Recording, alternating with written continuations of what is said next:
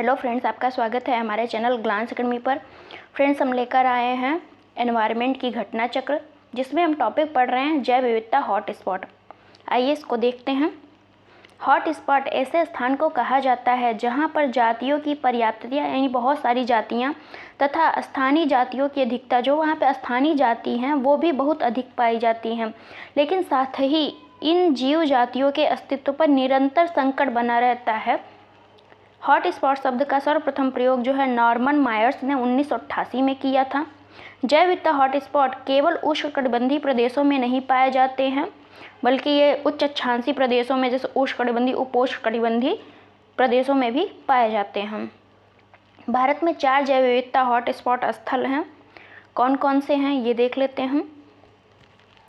पूर्वी हिमालय, पश्चिमी घाट, भारत म्यांमार सीमा जो है, और सुंडालैंड। ये सभी क्या है, भारत में 4 जो जैव विविधता स्थल है उसमें हमारा अंडमान निकोबार द्वीप समूह भी आता है। पूर्वी हिमालय जैव विविधता हॉटस्पॉट स्थलों में शामिल है। पूर्वी हिमालय जो है जैव विविधता हॉटस्पॉट स्थल में शामिल है। इसके अतिरिक्त भूमध्य सागरीय बेसिन तथा दक्षिण पश्चिम ऑस्ट्रेलिया भी हॉटस्पॉट में शामिल है। कंजर्वेशन इंटरनेशनल द्वारा जैव विविधता से संबंधित प्रखर स्थलों को हम हॉटस्पॉट भी कहते हैं कि अद्यतन सूची, अपडेट सूची जारी की गई है, जिसमें विश्व के 36 स्थल जो है सूचीबद्ध है। कंजर्वेशन इंटरनेशनल में 36 स्थल ऐसे हैं जो हॉटस्पॉट में शामिल हैं।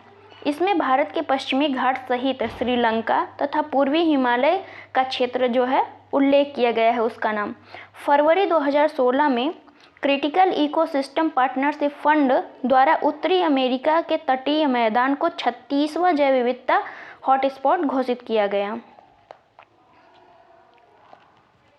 जैव विविधता के प्रखर स्थलों या हॉटस्पॉट को जाति बहुतायता, स्थानिकता तथा आशंका के बोध के आधार पर मान्यता प्रदान की जाती है। भारत एक ऐसा देश है जो उल्लेखनीय जैव विविधता को प्रदर्शित करता है। भारत में 18 विशाल विविध मेगा डाइवर्स देशों के कुल स्तनधारियों में 7.6%, स्तनधारियों का 7.6%, पक्षियों का 12.6%, सरीसृपों का 6.2%, उभयचरों का 4.4% आबादी है। पश्चिमी घाट जैव विविधता की दृष्टि से संतृप्त क्षेत्र है, यानी संतृप्त क्षेत्र है। आगे देखते हैं। 36वें संविधान संशोधन 1975 के द्वारा सिक्किम को भारत का अभिन्न अंग बना लिया गया। इसे वनस्पति शास्त्रियों का स्वर्ग माना जाता है। यहाँ पे वनस्पति बहुत ज़्यादा पाई जाती हैं, क्योंकि यह पूर्वी हिमालय के हॉट स्पॉट क्षेत्र हैं। यह पूर्वी हिमालय के तहत आता है सिक्किम, तो इसमें जो है हॉट स्पॉट काफ़ी ज़्यादा पाए जाते हैं, जो जैव विविधता से परिपूर्ण है। यहाँ के मुख्य निवासी लेप्चा, भूटिया, नेपाली लोग हैं। पूछा जाता है कि यहाँ पे कौन कौन सी जनजाति रहती है, तो आपका सिक्किम में कौन कौन सी पाई जाती है, लेप्चा पाई जाती है, भूटिया पाई जाती है और नेपाली लोग पाए जाते हैं। जैव विविधता का निरंतर ह्रास हो रहा है। विभिन्न प्राकृतिक एवं मानव जनित कारक इस ह्रास के लिए उत्तरदायी हैं। क्वेश्चन नंबर देखते हैं। हमारा क्वेश्चन नंबर है फर्स्ट, निम्नलिखित क्षेत्रों पर विचार कीजिए। पूर्वी हिमालय, पूर्वी भूमध्य सागरीय क्षेत्र, उत्तर पश्चिमी ऑस्ट्रेलिया। उपयुक्त में से कौन जैव विविधता का हॉटस्पॉट है? तो इसका आंसर होगा केवल एक ही इसमें सही है। एक्सप्लेनेशन देख लेते हैं। पूर्वी हिमालय, ईस्टर्न हिमालय जैव विविधता हॉटस्पॉट स्थलों में शामिल है। इसके अतिरिक्त भूमध्य सागरीय बेसिन है, दक्षिण पश्चिमी ऑस्ट्रेलिया है, ना कि उत्तर पश्चिमी, इसमें शामिल हैं। विकल्प में पूर्वी भूमध्य सागरीय क्षेत्र दिया हुआ है और उत्तर पश्चिमी ऑस्ट्रेलिया दिया हुआ है, इसलिए ये दोनों गलत हो गए। क्वेश्चन नंबर 2 देख लेते हैं।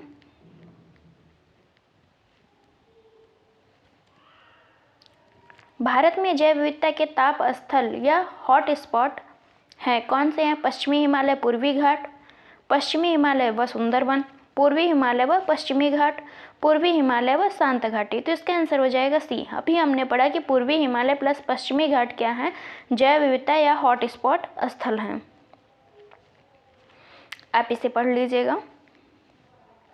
क्वेश्चन नंबर 3 है, निम्नलिखित कथनों पर विचार कीजिए। जैव विविधता हॉटस्पॉट केवल उष्णकटिबंधीय प्रदेशों में स्थित है।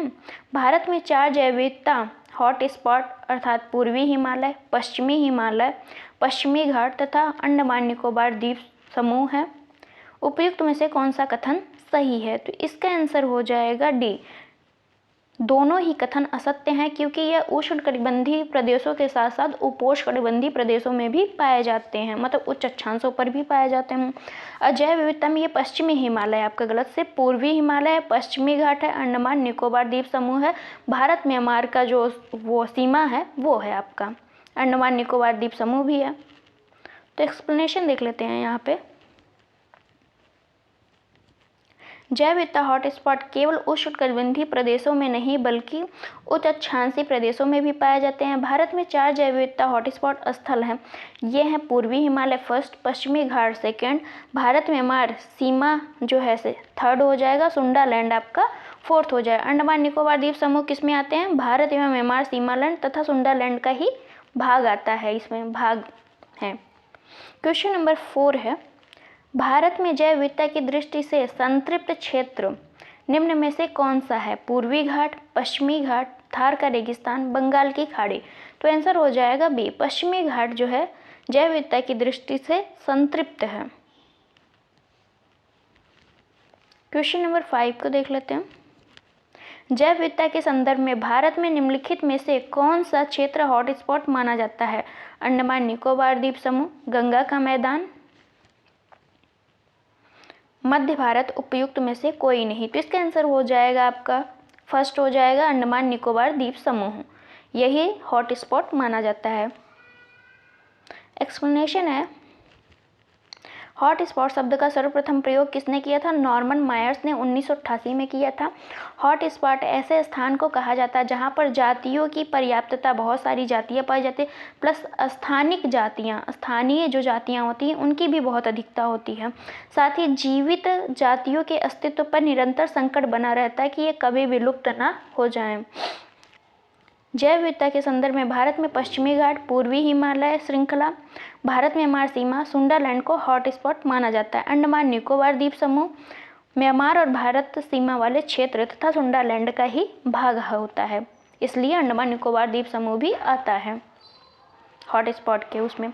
भारत में निम्नलिखित में से कौन सा क्षेत्र जैव विविधता तप्त स्थल है? तप्त स्थल को हम क्या कहते हैं? हॉटस्पॉट कहते हैं, हॉटस्पॉट। गंगा के मैदान, सुंदरवन, पश्चिमी घाट, पूर्वी घाट। तो इसका आंसर हो जाएगा सी। पश्चिमी घाट है ना कि पूर्वी घाट, ये ध्यान दीजिएगा। आंसर हमारा है सी, पश्चिमी घाट, पूर्वी हिमालय है। क्वेश्चन नंबर 7 है, निम्नलिखित में से किसे भारत में जैविक विविध हॉटस्पॉट के रूप में पहचाना जाता है?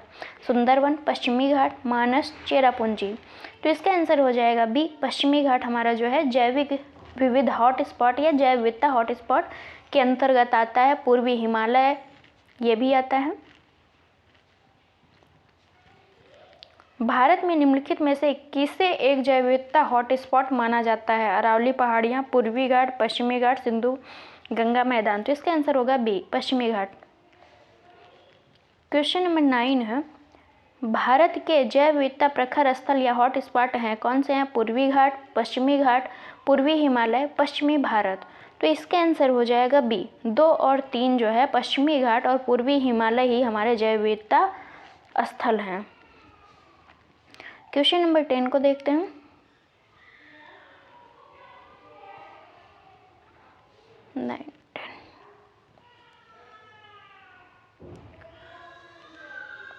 जैव विविधता के संदर्भ में निम्नलिखित में से कौन सा क्षेत्र हॉटस्पॉट माना जाता है? गंगा का मैदान, गुजरात, पूर्वी हिमालय, मध्य हिमालय। तो इसका आंसर हो जाएगा बी, पूर्वी हिमालय जो है हमारा हॉटस्पॉट है। पूर्वी हिमालय, पश्चिमी घाट, भारत म्यांमार सीमा, अंडमान निकोबार द्वीप समूह प्लस सुंडा लैंड। पर्यावरण के संदर्भ में भारत में पाए जाने वाले हॉटस्पॉट हैं पूर्वी घाट, पश्चिमी घाट, विंध्य पर्वत श्रेणी, पूर्वी घाट, पूर्वी हिमालय श्रृंखला, पश्चिमी घाट। तो इसका आंसर हो जाएगा सी। सी ही ऑप्शन सही है कि हमारा पूर्वी हिमालय प्लस पश्चिमी घाट, भारत म्यांमार सीमा, सुंडा लैंड और अंडमान निकोबार क्षेत्र आते हैं हॉटस्पॉट के अंतर्गत। क्वेश्चन नंबर 12 है, निम्नलिखित में से कौन सा एक भारत के बायोडाइवर्सिटी हॉटस्पॉट नहीं है? हिमालय, विंध्य, उत्तर पूर्वी भारत, पश्चिमी घाट। तो इसका आंसर हो जाएगा बी जो होगा विंध्यन हमारा बायोडाइवर्सिटी नहीं है। हिमालय में हमारा पूर्वी हिमालय आता ही है, उत्तर पूर्वी भारत में हम पूर्वोत्तर को ले सकते हैं, और पश्चिमी घाट जो हमारा ये भी हॉटस्पॉट में आता है, जबकि विंध्यन नहीं आता है। विंध्यालय का क्षेत्र पूर्वी घाट मतलब हॉटस्पॉट में नहीं आता है। भारत के निम्नलिखित क्षेत्रों में से कौन से जैव विविधता की दृष्टि से उत्तेजनशील स्थल माने जाते हैं? उत्तेजनशील स्थल का मतलब है हॉट स्पॉट। आप लोग इसको इंग्लिश में ज़रूर देख लीजिएगा, नहीं तो समझ में नहीं आएगा कि किसकी बात कर गया ये। अब उत्तेजनशील स्थल से क्या समझेंगे, तो इसलिए इंग्लिश देखना मोस्ट इम्पॉर्टेंट होता है कि आपको अगर कोई वर्ड नहीं समझ में आ रहा है, हो सकता है इंग्लिश में आपको वो चीज़ पता हो।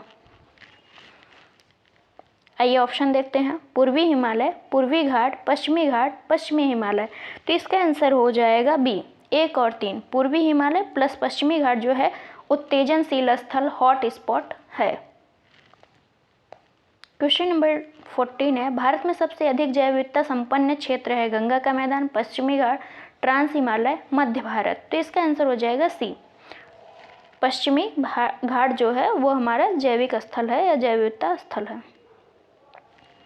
एक्सप्लेनेशन देख लेते हैं। जैव विविधता हॉटस्पॉट केवल उष्णकटिबंधीय प्रदेशों में न कि उच्च अक्षांशीय प्रदेशों में भी पाया जाता है, मतलब केवल उष्णकटिबंधीय प्रदेश के साथ साथ कहाँ पाए जाते हैं? उच्च अक्षांशीय प्रदेशों में भी पाए जाते हैं। भारत में निम्नलिखित 4 जैव विविधता हॉटस्पॉट स्थल हैं: पूर्वी हिमालय, पश्चिमी घाट, भारत म्यांमार सीमा, सुंडालैंड, जिसमें सुंडालैंड और भारत म्यांमार सीमा में क्या आता है? अंडमान निकोबार द्वीप समूह भी आ जाता है। कंजर्वेशन इंटरनेशनल द्वारा जैव विविधता से संबंधित प्रखर स्थलों को भी हम क्या कहते हैं? हॉटस्पॉट ही कहते हैं। जारी अपडेट सूची, अद्यतन सूची का मतलब अपडेट सूची में विश्व के 36 स्थल सूचीबद्ध किए गए हैं, जिसमें भारत के पश्चिमी घाट सहित श्रीलंका तथा पूर्वी हिमालय का भी नाम है। क्वेश्चन नंबर 15 है, निम्नलिखित में से भारत में कौन जैव विविधता का एक संवेदनशील स्थान माना जाता है? अरावली की पहाड़ियाँ, पूर्वी घाट, सिंधु गंगा मैदान, पश्चिमी घाट। तो इसका आंसर हो जाएगा डी। देख लीजिए ये मतलब हॉट स्पॉट को कितने सारे नामों से जाना जा रहा है हिंदी में। आपको इंग्लिश पता होगा तभी आप कर पाएंगे। क्वेश्चन नंबर 16 देखते हैं, भारत के निम्नलिखित क्षेत्रों में से कौन सा पारिस्थितिकी उष्ण स्थल माना जाता है? एक और नया नाम, पश्चिमी हिमालय, पूर्वी हिमालय, पश्चिमी घाट, पूर्वी घाट। तो इसका आंसर हो जाएगा बी और सी, पूर्वी हिमालय प्लस पश्चिमी घाट जो है हमारा हॉट स्पॉट का क्षेत्र है। क्वेश्चन नंबर 17 है, भारत में जैव विविधता की दृष्टि से धनी स्थान कौन है? पश्चिमी घाट, पूर्वी घाट, थार रेगिस्तान, बंगाल की खाड़ी। तो इसका आंसर हो जाएगा ए, पश्चिमी घाट जो है हमारा हॉट स्पॉट स्थल है या जैव विविधता से परिपूर्ण स्थल है। क्वेश्चन नंबर 18 है, निम्नांकित में से कथन सिक्किम के संबंध में सही उत्तर को चुनिए। 1975 में यह भारत का अभिन्न अंग बन गया। इसे वनस्पति शास्त्रियों का स्वर्ग कहा जाता है। इसके मुख्य निवासी लेप्चा लोग हैं। आप लोग भी कमेंट बॉक्स में आंसर दीजिए। तो इसका आंसर हो जाएगा डी। 1 और 2, 3 तीनों ही कथन सही हैं। एक्सप्लेनेशन देख लेते हैं। 36वें संविधान संशोधन अधिनियम 1975 के द्वारा सिक्किम को भारत का अभिन्न अंग बना दिया गया। ये क्वेश्चन पूछा जाता है कि आपको सिक्किम को भारत का अंग कब बनाया गया? तो 36वें संविधान संशोधन अधिनियम 1975 के द्वारा। इसे वनस्पति शास्त्रियों का स्वर्ग भी कहा जाता है सिक्किम को, क्योंकि यह पूर्वी हिमालय के हॉट स्पॉट क्षेत्र में आता है जो जैव विविधता से परिपूर्ण है। यहाँ के मुख्य निवासी जो हैं लेप्चा हैं, भूटिया हैं और नेपाली लोग हैं। क्वेश्चन नंबर 19 है,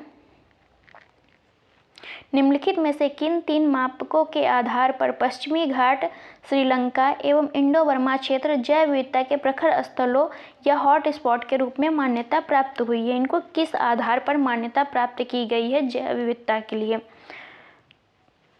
देख लेते हैं। फर्स्ट क्या है, जाति बहुतायता, ये बात सही है। वानस्पतिक घनत्व, स्थानिकता, मानव जाति, वानस्पतिक महत्व, आशंका बोध, वनस्पति एवं प्राणी जात का उष्ण व आर्द्र परिस्थितियों के प्रति अनुकूलन।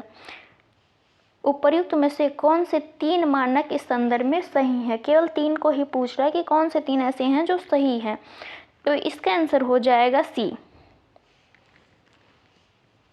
1, 3, 5। 1 में क्या है, जाति बहुतायता है, और 3 में है स्थानिकता, 5वां में है आशंका बोध। ये तीनों ही हमने अभी एक्सप्लेनेशन में पढ़े हैं कि जाति बहुतायता हो, बहुत सारी जातियां हों, स्थानीय जातियां हों प्लस, और आशंका हो कि ये संकट में है, तो उसे हम क्या करेंगे, हॉट स्पॉट के उसमें रखेंगे, कैटेगरी में।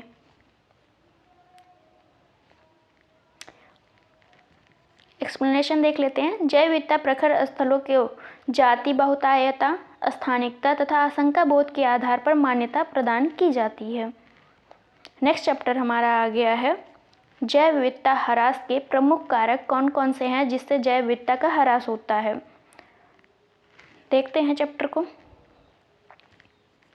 जैव विविधता के नाश या ह्रास के प्रमुख कारण, प्राकृतिक आवासों का ह्रास हो रहा है। प्राकृतिक रूप से जो आवास बने हैं उनका ह्रास, यानी उनका क्या हो रहा है, नष्ट हो रहे हैं वो। प्राकृतिक संसाधनों का अति दोहन हो रहा है। बहुत सारे संसाधन जो प्राकृतिक हैं, जैसे हमारा कोयला, खनिज, इन सब का बहुत ज़्यादा दोहन हो रहा है, मतलब बहुत सारी चीज़ें निकाली जा रही हैं। विदेशी प्रजातियों का संक्रमण, बहुत सारी ऐसे विदेशी प्रजाति हैं जो इंडिया में आ रही हैं या लाए जा रहे हैं, उससे क्या होता है कि देसी जातियों पे खतरा पड़ जाता है या उन्हें ये मार के खा जाते हैं। वन क्षेत्र या वनों की सघनता कम हो रही है, वनों की कटाई हो रही है जिससे वनों की सघनता कम हो रही है। औद्योगिकरण तथा अवैज्ञानिक तरीके से खनन के साथ अवैध शिकार और तस्करी आदि है। मतलब अवैज्ञानिक तरीके से जो है खनन किया जा रहा है, अवैध शिकार भी किया, तस्करी हो रही है जानवरों की। इससे क्या हो रहा है कि जैव विविधता का ह्रास हो रहा है। प्राकृतिक संसाधनों के दोहन तथा औद्योगिक उत्पादन एवं नगरीकरण को बढ़ावा देने के उद्देश्य से प्राकृतिक वास का विनाश हो रहा है, प्राकृतिक आवास का विनाश किया जा रहा है, जो जैव विविधता के ह्रास के लिए सर्वाधिक महत्वपूर्ण कारक होता है। भौगोलिक क्षेत्र में जैव विविधता वैश्विक तापन, ग्लोबल वार्मिंग, आवास के विखंडन एवं विदेशी जातियों के संक्रमण से संकटापन्न स्थिति में पहुंच सकती हैं, जबकि शाकाहार का प्रोत्साहन जैव विविधता के लिए संकट उत्पन्न नहीं करता है।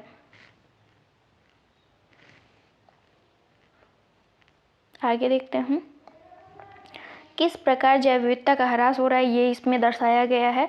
जैव विविधता पर खतरा कैसे है, आवास ह्रास और विखंडन का खतरा हो रहा है, वैश्विक तापन एवं प्रदूषण के कारण हो रहा है, विदेशी प्रजातियों का पुनर्वास, बहुत सारी विदेशी प्रजातियों को ले आके यहाँ बसाया जा रहा है, जातियों का विलोपन हो रहा है। और जातियों का विलोपन किस तरीके से हो रहा है, नैसर्गिक यानी प्राकृतिक विलोपन, समूह विलोपन, मानवोद्भिद विलोपन, 3 तरीके से विलोपन हो रहा है।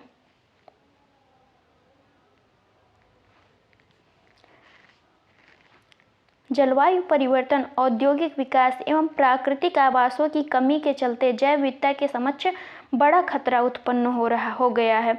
देश के पूर्वी और उत्तर पूर्वी हिस्सों में झूम खेती प्रचलित है, जो कि खेती का अवैज्ञानिक तरीका है, क्योंकि पेड़ों को काटकर वहाँ पे खेती की जाती है, और जैसे ही वो भूमि अनुवर हो जाती है, मतलब उर्वर रहित हो जाती है, तो उसको क्या करते हैं, वहाँ छोड़ के फिर दूसरी जगह वनों को काटते हैं और वहाँ पे खेती करते हैं। जब वहाँ भी भूमि मतलब उतना उपजाऊ नहीं रह जाती है तो वो तीसरी जगह अप्लाई करते हैं। तो ऐसे ही जो है पेड़ों की कटाई हो रही है, तो जिससे क्या हो रहा है, अवैज्ञानिक तरीका है ये कृषि करने का। झूम खेती के फलस्वरूप बड़े पैमाने पर वनों का नाश हुआ और भूमि की उर्वरा शक्ति जो है कम होती जा रही है।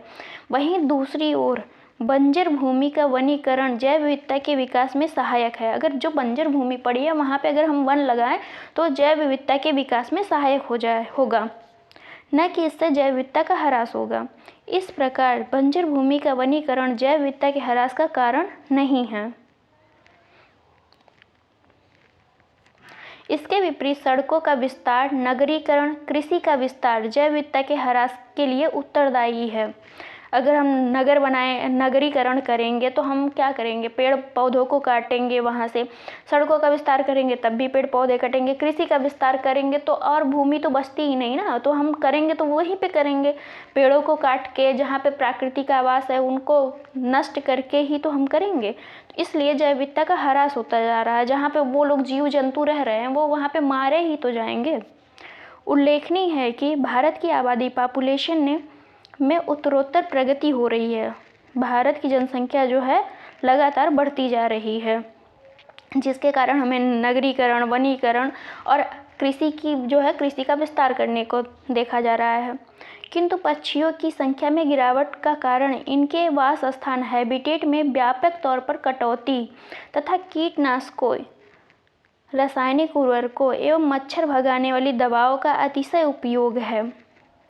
डीडीटी जैसे कीटनाशी खाद्य श्रृंखला फूड चेन द्वारा पक्षियों में पहुंच जाते हैं, जिससे उनके अंडे समय से पहले ही फूट जाते तथा इनकी संख्या में गिरावट आती है। ज्ञातव्य है कि पारिस्थितिकी तंत्र एक गतिकीय तंत्र होता है, जिसके भीतर अनेक प्रकार की घटनाएं होती रहती हैं। जैसे पौधों को प्राणी खाते हैं तथा स्वयं इन प्राणियों को अन्य प्राणी खाते हैं। इस तरह कई पोषण स्तरों का निर्माण होता है। पोषण स्तरों में कमी से एक विशेष वर्ग के जीवों की संख्या में वृद्धि होती है, जबकि जैव विविधता में कमी आती है। वहीं जैव विविधता की बढ़ोतरी में पारिस्थितिकी तंत्र की उत्पादकता, उसकी आयु तथा मध्य व्यवधान सहायक होते हैं। तितलियां अनियत तापी प्राणी हैं, कोल्ड ब्लडेड है, इसलिए इन्हें रहने के लिए उष्ण एवं गर्म जलवायु वाला क्षेत्र सर्वश्रेष्ठ माना जाता है। यही कारण है कि तितलियों की सर्वाधिक प्रजातियां उष्णकटिबंधीय देशों में पाई जाती हैं। तितलियां अपने शरीर के तापमान को विनियमित करने में सक्षम नहीं होती, मतलब उनको रेगुलेट नहीं कर सकती हैं। बाहर के जैसे तापमान के अनुसार वो बदल नहीं सकती अपने शरीर का तापमान। परिणाम स्वरूप इनके शरीर का तापमान आसपास के तापमान के अनुसार बदलता रहता है। बहुत कम तापमान होने की स्थिति में यह उड़ान नहीं भर सकती हैं।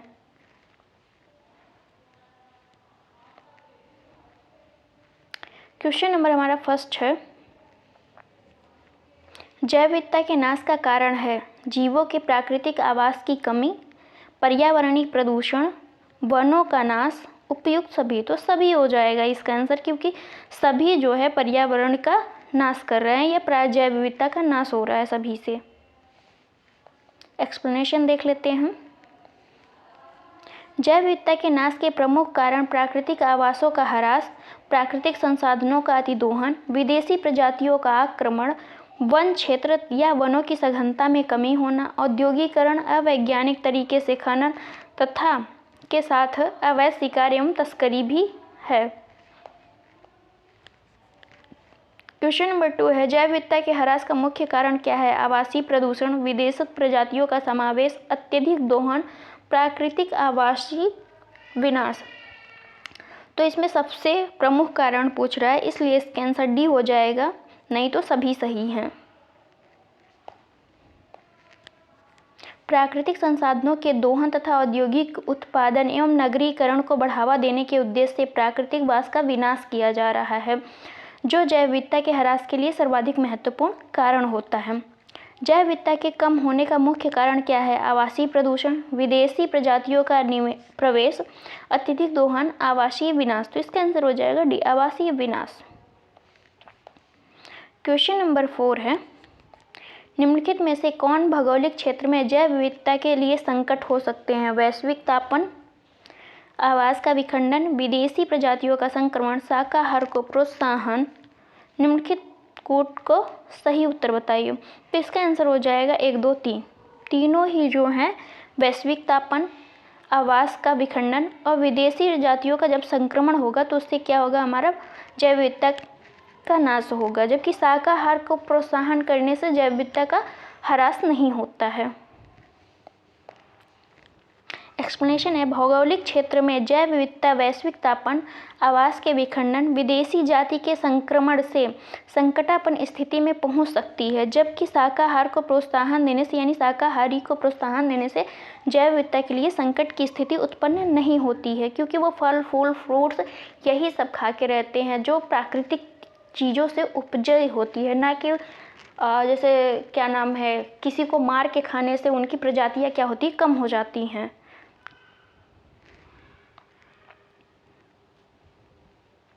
क्वेश्चन नंबर 5 है, निम्नलिखित में से कौन से किसी प्रदेश की जैव विविधता के लिए संकट हो सकते हैं? भूमंडलीय तापमान, ग्लोबल वार्मिंग, प्राकृतिक वास का विखंडन, विदेशी प्रजातियों का संक्रमण, शाकाहार को प्रोत्साहन। तो इसका आंसर हो जाएगा 1, 2, 3। तो 1, 2, 3 ऑप्शन सी में है, इसलिए सी आंसर सही है।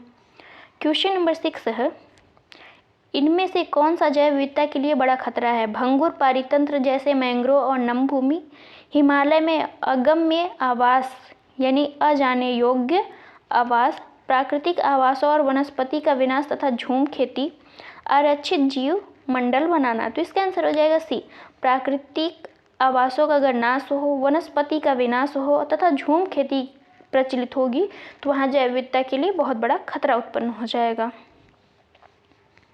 क्वेश्चन नंबर 7 देखते हैं। यद्यपि भारत की जनसंख्या तीव्र गति से बढ़ रही है, किंतु पक्षियों की संख्या जो है तेजी से घट रही है। मनुष्यों को तो बढ़ रही है, लेकिन जीव जंतु पक्षियों की क्या हो रही है? घट रही है। शिकारियों की संख्या में असाधारण वृद्धि हुई है। जैविक कीटनाशक तथा जैविक उर्वरक का बड़े पैमाने पर प्रयोग हो रहा है, ये बात सही है। पक्षियों के वास स्थान पर बड़े पैमाने पर कटौती हो रही। जब जंगलों को काटेंगे तो पक्षियाँ कहाँ जाएंगे? कीटनाशक, रासायनिक उर्वरक तथा मच्छर भगाने वाली दवाओं का बड़े पैमाने पर प्रयोग किया जा रहा है। तो ये बात सही है, तो इसका आंसर हो जाएगा सी। 3 और 4 सही उत्तर है कि पक्षियों की संख्या तेजी से क्यों घट रही है। एक्सप्लेनेशन देख लेते हैं। भारत की आबादी पॉपुलेशन में उत्तरोत्तर प्रगति हो रही है, किंतु पक्षियों की संख्या में गिरावट का कारण इनके वास स्थान हैबिटेट में व्यापक तौर पर कटौती तथा कीटनाशकों, रासायनिक उर्वरकों एवं मच्छर भगाने वाली दवाओं का अतिशय उपयोग है। मतलब बहुत ज़्यादा उपयोग किया जा रहा है। क्वेश्चन नंबर 8 है, उष्णकटिबंधीय देशों में तितलियों की प्रजातियां सर्वाधिक संख्या में पाई जाती हैं। तितलियां कम तापमान में नहीं रह सकती हैं। तो इसका आंसर हो जाएगा ए। दोनों ही कथन सही हैं, दोनों एक दूसरे की व्याख्या करती हैं। तितलियां जो बहुत कम तापमान में नहीं रह सकती, यानी ठंडे प्रदेशों में जैसे आर्कटिक, अंटार्कटिक में तितलियां नहीं रह सकती हैं, जबकि उष्णकटिबंधीय प्रदेश जहाँ गर्म तापमान होता है वहाँ पे ये रह सकती हैं। तो इनकी संख्या में यहाँ वृद्धि भी होती है। ये एक्सप्लेनेशन है, आप लोग पढ़ लीजिएगा। क्वेश्चन नंबर 9 है, जैव विविधता को अधिकतम संकट है प्राकृतिक निवास एवं वनस्पतियों के विनाश से, अनुपयुक्त कृषि क्रियाओं से, जलवायु परिवर्तन से, जल प्रदूषण से। तो इसका आंसर हो जाएगा ए, प्राकृतिक निवास एवं वनस्पतियों के विनाश से। एक्सप्लेनेशन देख लेते हैं। यद्यपि उपर्युक्त चारों कारक जैव विविधता को प्रभावित करते हैं, तथापि प्राकृतिक निवास एवं वनस्पतियों के विनाश से जैव विविधता को अधिकतम संकट होता है। सबसे ज़्यादा संकट किससे होता है? प्राकृतिक निवास एवं वनस्पतियों के विनाश से। अनेक वैज्ञानिक अध्ययन भी इस बात की पुष्टि करते हैं कि प्राकृतिक निवास एवं वनस्पतियों के विनाश से बड़ी मात्रा में जैव विविधता का ह्रास हुआ है, क्योंकि इस स्थिति में जीव जंतुओं एवं वनस्पतियों को अनुकूलन का भी अवसर नहीं मिलता है। अन्य परिस्थितियों में अनुकूलन के कारण जैव विविधता का ह्रास कम हो जाता है। क्वेश्चन नंबर 10 है, निम्नलिखित में से कौन सा एक उत्तराखंड में जैव विविधता के ह्रास का कारण नहीं है? सड़कों का विस्तार, नगरीकरण, बंजर भूमि का वनीकरण, कृषि का विस्तार। तो इसका आंसर है सी, बंजर भूमि का वनीकरण। ये बंजर भूमि का वनीकरण ये किसी स्टेट का अगर पर्टिकुलर ना दे, पूरे इंडिया के बारे में पूछे, ये पूरा वर्ल्ड लेवल पे भी पूछे, तो इसका आंसर यही होगा कि बंजर भूमि का वनीकरण जो है, अगर हम किसी बंजर भूमि में पेड़ लगाते हैं तो वहाँ जैव विविधता का ह्रास नहीं, जबकि वहाँ पे जैव विविधता काफ़ी अधिक पाई जाएगी। जबकि कृषि का विस्तार करेंगे तो हम पेड़ों को काटेंगे। और ऑप्शन में क्या था, सड़कों का विस्तार करेंगे तब भी पेड़ों को काटेंगे, नगरीकरण का विस्तार करेंगे तब भी हम पेड़ों को काटकर ही आगे बढ़ेंगे, तो वहाँ जैव विविधता का ह्रास होगा।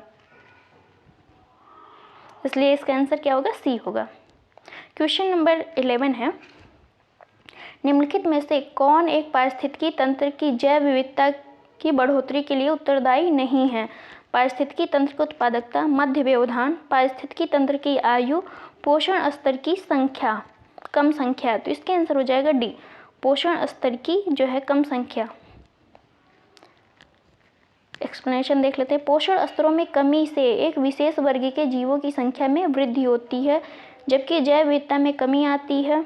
वहीं जैव विविधता की बढ़ोतरी में पारिस्थितिकी तंत्र की उत्पादकता, उसकी आयु, मध्य व्यवधान सहायक होते हैं।